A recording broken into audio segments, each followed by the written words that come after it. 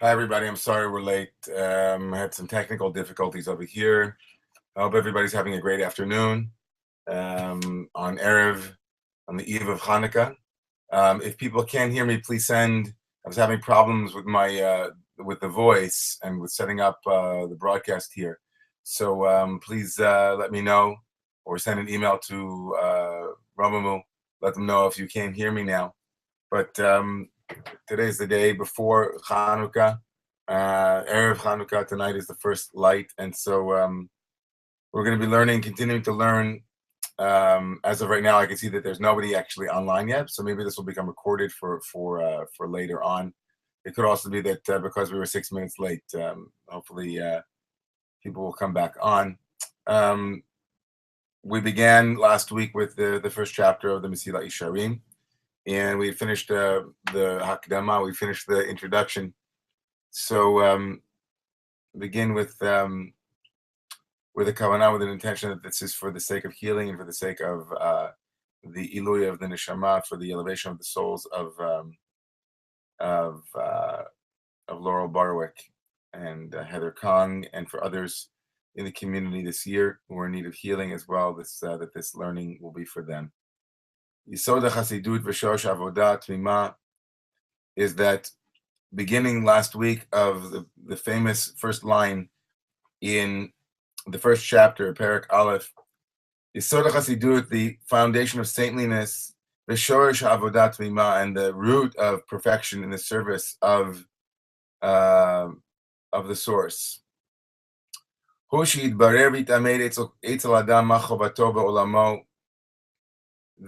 The foundation of all piety, the foundation of saintliness, the foundation of anything really is to become clear. The root of avodat mima, of wholesome service. And I think he means here by shorsh avodat mima, like what is the root of wholehearted living, of mindful living, is that when we lose a sense of connection with the why of our life, when we lose a sense of connection with what it is that we're doing and why we're doing it,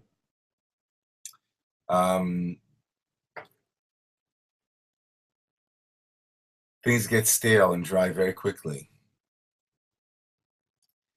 I think that, I said this past Friday night from the pulpit that there's a well-known TED Talk called Start With Why by a guy named Simon Sinek. And starting with why, in our personal lives, in our professional lives, in our relational lives, why, what am I doing this for, is a really important imperative. It's not an option. The sense of why we do things, the sense of what is it that gets us out of bed in the morning? Why do you get out of bed in the morning? That joke about, I'm sure everybody who's listening knows a joke. If we were in class, I'd just say that joke and you'd all go, yeah, that joke. About the guy, about the mother comes into the room and she says, Sheldon, you have to go to school. Mom, I don't want to go to school. Sheldon, you have to go to school. Sheldon, you have to go to school. Mom, I don't want to go to school. Sheldon, you're 52 years old and you're the principal and you have to get out of bed. Like, that joke it's funny on so many levels, but it's true in that what animates us, what motivates us to get out of bed is really, really important to clarify for ourselves and for the life we lead. It is important at this moment for me to say that I think that why also can be paralyzing, that an overemphasis on why in our lives can be, it can also hinder us from doing the work that we have to do in the world. I often like to say that that Judaism places a very strong emphasis on why, and maybe that's the beginning of the Freudian revolution, is that the first question on Passover evening at the Seder, why? Really, what? But what makes this night different from others is, why are we doing things this way?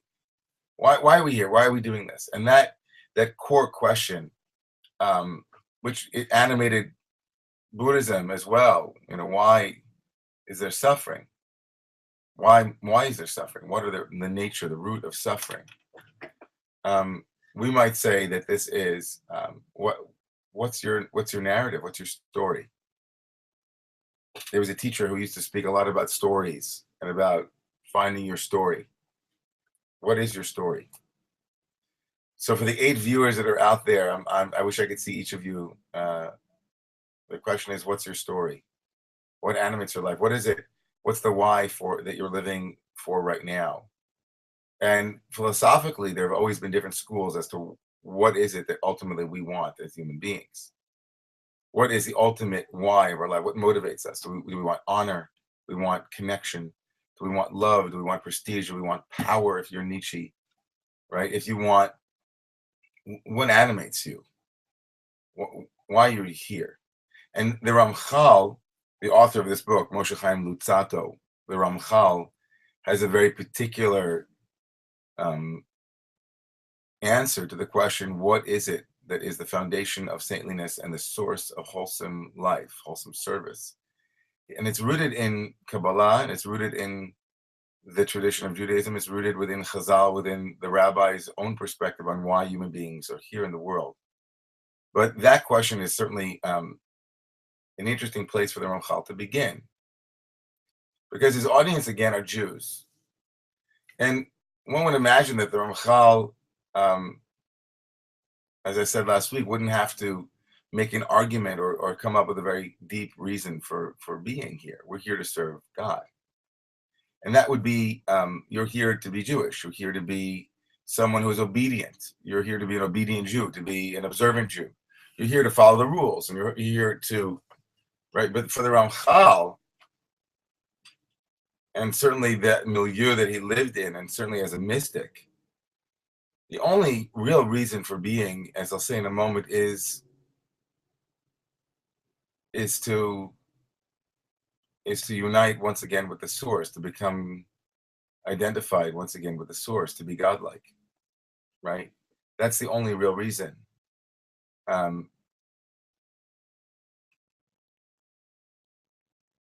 That's the only real reason that we're here, right? So that will be what he says in a moment. And there's a particular way that he says it, which is interesting, the way that he'll set it up, because ultimately it's going to be about, again, spiritual practices, i.e. mitzvot, i.e. the whole Torah.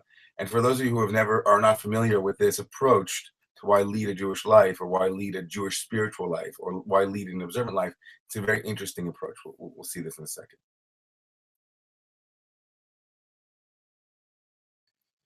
הוא שיתברר ויתעמק אצל האדם מה חובתו בעולמו, ולמה צריך שישים מבטו ומגמתו בכל אשר הוא עמל כל ימי חייו. What is your obligation in this world? And to what should you place and direct your vision and your aspiration in all of your labors, all of the days of your life? V'nei, second paragraph, Ma shehorunu chachamenu zalhu.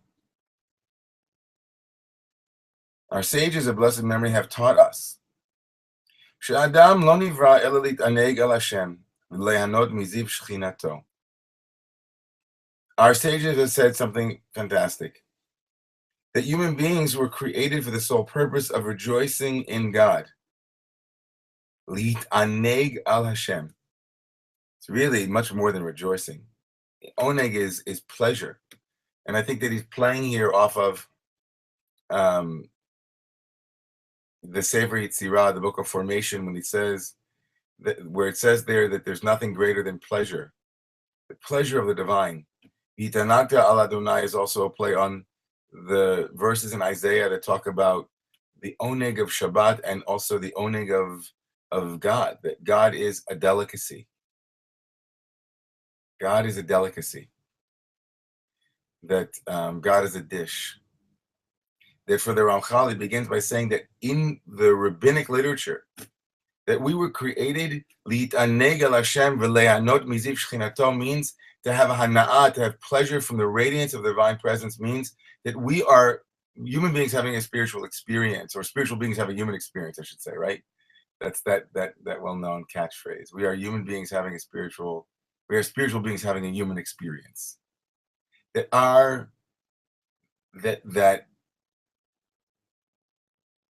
that ultimately we are theotropic beings, as Reb Zalman liked to say. We incline towards God, just as a plant will incline towards the sun. We are theotropic. Our souls radiate and send out a signal that is met by the divine signal. Our entire purpose is to reunite with that endless source, which is the divine. Now, right at this moment, you might say, well, if I were a Buddhist, I might say that the purpose of existence is to realize that you are no one, meaning that there is no inherent existence in your own I, and that the root of all your suffering in this world is because of that confusion, that illusion. And a Jewish way of saying something similar but slightly different is to say that we were born in order to have a maximal experience of the divine presence. We involute into the world in order to evolute to God. That'd be another way to say it. We come into this world trailing clouds of glory, but we have a long developmental mountain to climb back to that divine source from which we came. And that is the ultimate end goal, says the Ramchal, is to experience that radiance of the divine. The Ramchal will say that you can't really have that here in this world. And then he'll then introduce the notion of the world to come, and that this world is a preparation for the world to come. Which, of course, in a moment, as we get to that, you'll see that it runs counter to the entire text of this book, which is that you can become a prophet in this life. So we'll get to that in a second. But everybody with me so far, you can raise your hands. Okay. Again, if you can't hear me, please email Romumu to let them know. I was having problems with the sound before, but I think it's okay now. שזהו התענוג האמיתי והעידון הגדול מכל העידונים שיכולים להימצא. That being logged on to God, participating in that divine smorgasbord, as it were, the delicacy of the divine, that not physical enjoyment, but spiritual nourishment, that sense of enjoying the divine presence is the greatest imaginable pleasure and delicacy that one can have. That's what he says. שזהו התענוג האמיתי והעידון הגדול, the most true ta'anug, pleasure. And the greatest idun is the greatest idun is also the greatest delicacy or pleasure.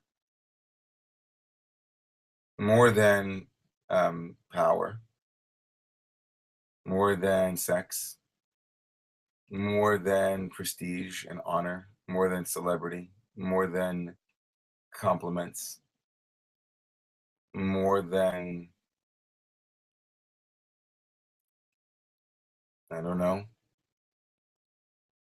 Talenti ice cream, Haagen-Dazs ice cream, more than Ben and Jerry's, more than skydiving, more than any rush, more than any union, more than the love between a parent and a child, more than the love between two lovers, more. That's what he's arguing, that the greatest pleasure imaginable is the experience of divine union, divine proximity, divine pleasure. There's a story, it's a well-known story, it's an old Kabbalistic story about, it's called I think it's called the Princess of the Cemetery or some such thing. There is a story told about a man who saw the carriage of a princess as he was, it was a pauper or a beggar who saw the carriage of a princess, and as he came close to beg for money, he saw her face and he fell in love with her. She thought she was so beautiful. And he said to her, I don't want your money, princess, but would you marry me? Would you, he fell in love with her right away, since the story goes. And And she said to him, trying to shrug him off, trying to send him away, she said to him, I'll meet you in the cemetery. In other words, it'll be a cold day in hell. I'll never marry you. I'd never be with you. But he was so shot through with love for her and immediate passion for her that he thought that she meant what, that she'll meet him in the cemetery. And so he went to the cemetery, this Kabbalistic story says, and he waited for her, and he waited for her. And she didn't come. And a day passed, and a week passed, and a month passed, and he would lie on the ground of the cemetery. And being in the cemetery, he began to think about impermanence and about transience and about form and about the erosion of form and the erosion of beauty. And he started wondering, what was it that I loved in her? I saw her for a moment, and I fell in love with her form. But was it her or the beauty that she represented? Was it her form as an object, or was it something beyond her form that was she participating in where beauty itself comes from? And he began to meditate on these things, the story goes. And over the course of months and years, his wisdom grew, and he became completely absorbed by divine love and divine immanence. And pretty soon he became known as the sage of the cemetery, and he would receive people with this loving face and these loving eyes, and his deep mabat, his deep istaklut, his deep penetrating gaze into the nature of beauty, into the nature of impermanence and form, led him to become completely absorbed in the formless, in that which was beyond all forms. And people would come, and he would give them blessings, and the blessings would show fruit, and he became known as a miracle worker. Now, this princess, her life also went forward, and as it was, she married, and she was barren, and she couldn't have a child, and she was forlorn. And her advisor said, well, I've heard that there is a sage of the cemetery. He's a miracle worker, and he can give you a blessing, and his blessings are very powerful. Why don't you go to visit, right, this sage? And so the story comes full circle as the princess came before the sage, who looked at her, and in his eyes and in his heart, he was able to find a cure, a blessing for what she was lacking, and bring forth a child. And the story is essentially a story about the deeper pleasures, of which we settle for smaller pleasures. If God is a dish, God is a delicacy, then every compliment is basically a compliment in search of that ultimate source. Every delicious ice cream cone is delicious, but it's only a piece of that heart, of that great delicacy, of that great. I sometimes have that experience, and in the Kabbalah, this is a practice, which is to both taste the beauty of the present moment and the present pleasure, and also root it in something much, much greater, which can loosen the grasp of desire. It can loosen the grasping of that comes after the more. I want more, because the more is not filled by more of the ice cream. Ultimately, the more is filled by that which you can never get enough of, but only a taste of it, only a little drop, is more than you need to feel satisfied and hungry all at the same time. Rav Kook wrote that God is that which the only source to satisfy my thirst and hunger, but also paradoxically, it makes me hungry. And it's a hunger that we never want fully sated, because we want more and more of the divine, more and more of that, which isn't exactly grasping. That itself can be a much larger conversation between the difference between the grasping for God, which isn't grasping, and the grasping for objects, which are. That's the first paragraph here. That he says, Umakoma idun ha'emet. He says, Umakom ha'idun hazeh be'emet u'ba'olam haba. Ki hu hanivra b'achana mitztarechet ledavar hazeh.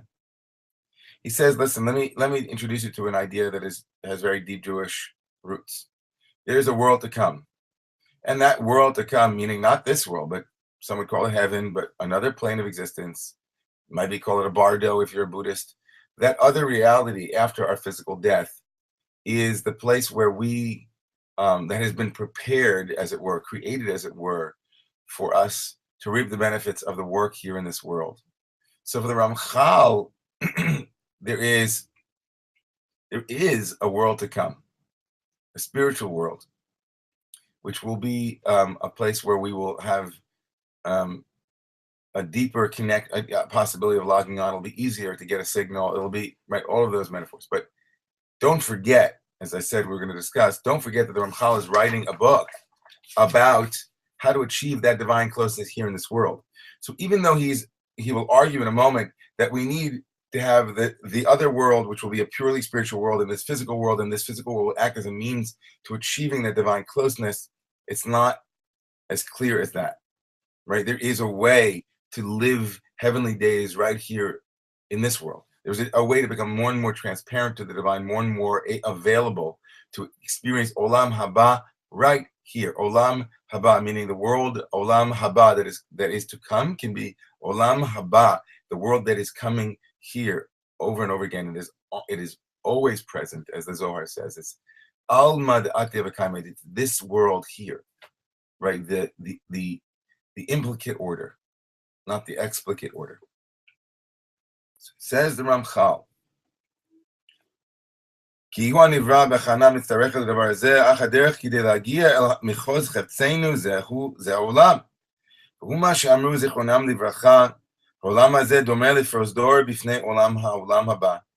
He quotes here Pirkei Avot, the ethics of the fathers, or the teachings of the ancestors, that this world is the end to achieving that divine closeness.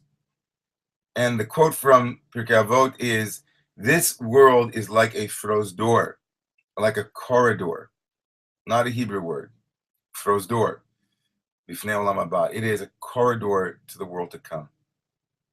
והאמצעים המגיעים את אדם לתכלית הזה הם המצוות אשר ציוונו עליהם, האל יתברך שמו.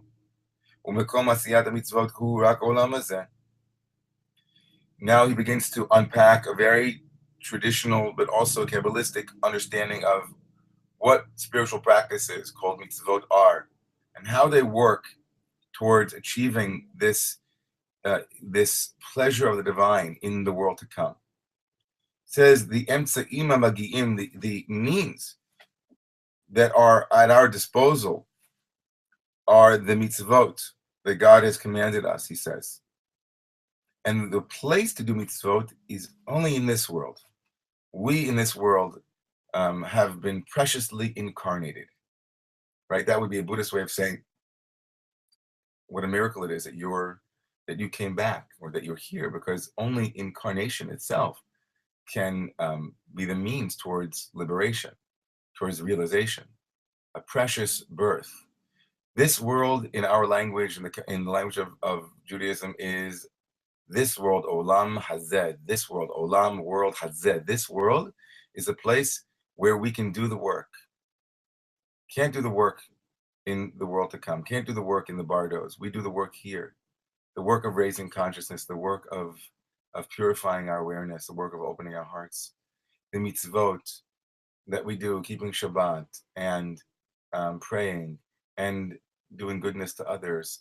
All of these mitzvot are means towards that, turning our life from sand to glass.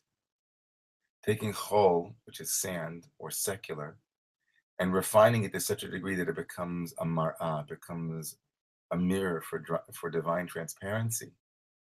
So that we use practices, we do the work in order to be released into Olam Haba, into the world that is coming, both temporarily, meaning at the end of time, and atemporally, meaning underneath time, so to speak, beyond time, here in this moment. That's the Ramchal's system. Do mitzvot here in this world, because that's what this world was created for, and then the reward that you are rewarded, the bequeathing of the reward, the fruits of your labors are dividends that you can cash in, so to speak, right at the end when you are no longer in this arena. That's the Ramchal's philosophy. Al-Kain, הושם האדם בזה העולם בתחילה כדי שעל ידי האמצעים האלה המזדמנים לו כאן יוכל להגיע אל המקום אשר הוכן לו, שהוא עולם הבא, לרבות שם בטוב אשר קנה לו על ידי האמצעים האלה. It says, for that reason, we were placed in this world, first, in order, through those means or those mediums that have been given to us in this world, we will be able to reach the place which have been prepared for us in the world to come.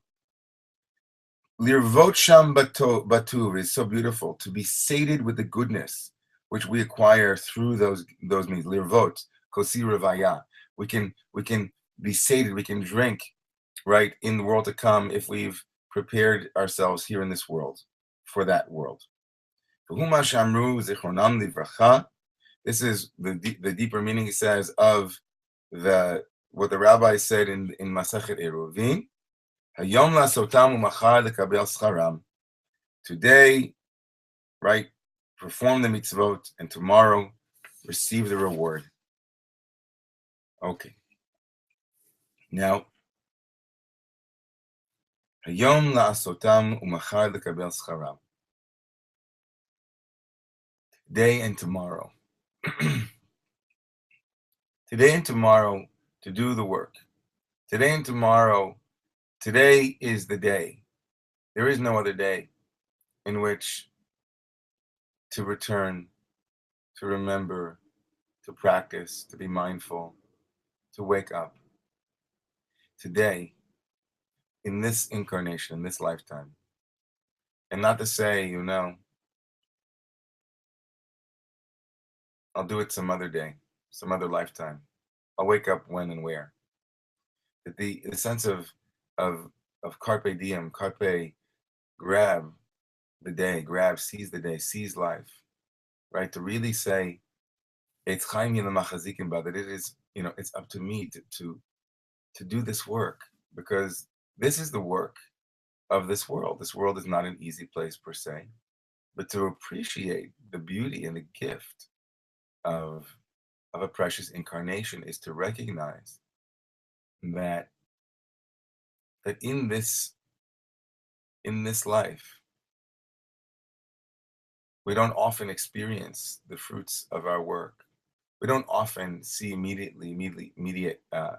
effects of the actions that we take. We don't often know. And the Ramchal says that in the Jewish Kabbalistic system, we work in this world to do mitzvot, and then we hope that leading a good life will be both a reward for the soul, a workout for the soul, and also will have implications here in this world that we might not see, but that we hope that we would see them, right? There is that hope that we at least see it in our own lives. We see Maseh Yadenu, the work of our hands. Now, part of me has a hard time with any philosophy that says that there's heaven, right? And that I love Tracy Chapman's song, Heaven, right? Heaven's here on earth, and that there is great danger, I think, in splitting the world into this world and the next world, and that I'll receive my reward in the next world. And that can lead to a way of putting up with practices or philosophies, or a willingness to avoid some of the problems with a given system. And you can always, have a reward system for the afterlife, or you can have a reward. You can say that we're not going to understand it until after we're dead, and so on. There are ways that the system of having a world to come can actually be detrimental to spiritual practice, right? We want to wake up here and now. We want to say we don't know what happens after we die, because that's unknowable to some extent. But we can certainly know that our spiritual practices here in this world can make the world a better place. It can make me a better person. And if I make myself a better person, then it'll affect my small group, and then there'll be ripples, right? I don't want to affect the whole world. I want to affect the 3 people, the 8 people, the 15 people around me. And that itself creates change, right? So I think that there's something very insidious about splitting the world between this world and the next world. And the system his philosophy is airtight, right? Do the mitzvot now and then receive reward in the world to come. Great, right?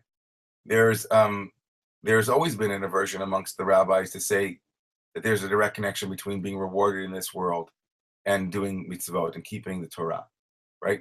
It was just blatantly false. You could keep the Torah and still have horrible things happen to you, and promises wouldn't be kept. And so the rabbis came up with, there's a world to come where you will see the reward. And schar mitzvah hayal maleka. We don't really know the reward for mitzvah here in this world. But I think that the Ramchal's book, again, as I said earlier, it really, in some ways, mitigates. It isn't an airtight system. The Ramchal believes that if you keep mitzvot here in this world, you can experience olam haba in this world. That's why he's writing the book. He wants you to know that you can achieve olam haba, but olam haba might not be the world to come, but the world that is coming. On the top of page 20.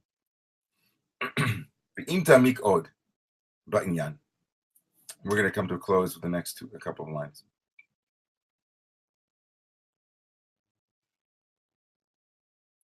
If you look more deeply into the matter, you will see that the world was created for man's use. The world was made to be used in a sacred way by human beings. However, in truth, we human beings are in the center of a great balance. If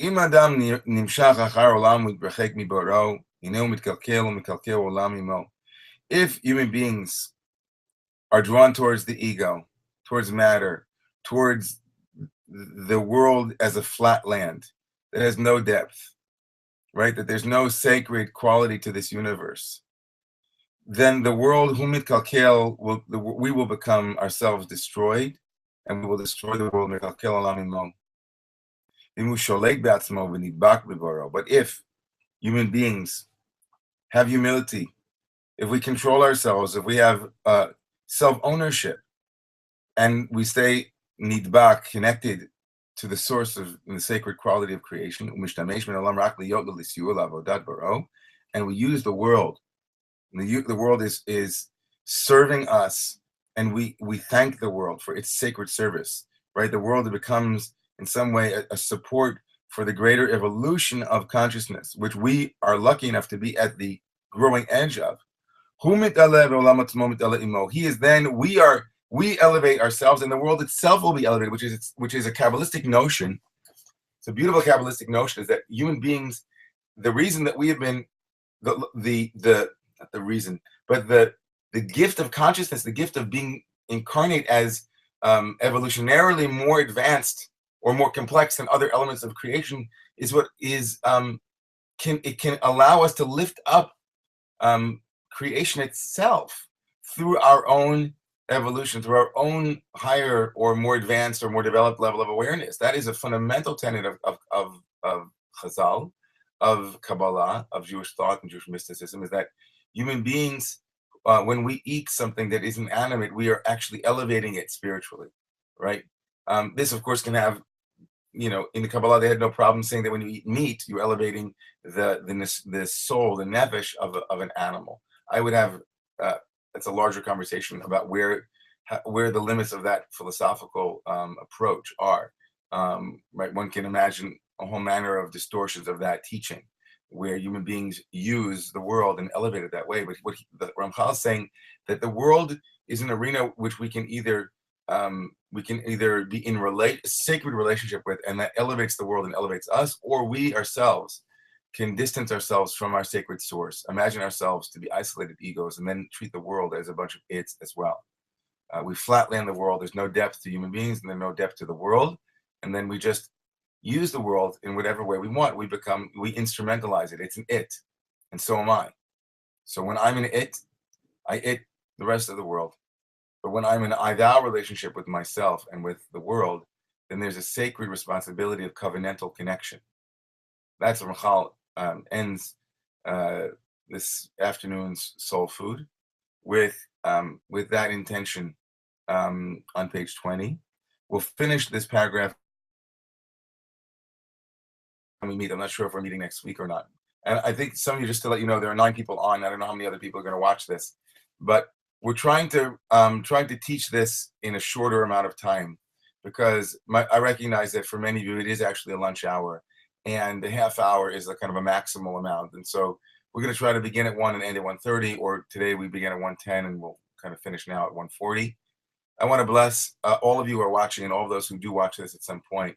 That tonight, that tonight's lighting of the Hanukkah candle brings some light into your life. That it brings just a little bit more light than you had yesterday, and that the meaning and the symbolism of Hanukkah also becomes manifest in one present that you give each other tonight, a present of presence, asking each other to share around the Chanukiah, around the menorah, around your candle lighting, a moment where you feel hopeful, something that you've seen or heard or read that gives you hope, hope in yourself, hope in your family, hope in the community. Where's hope? So raise up that.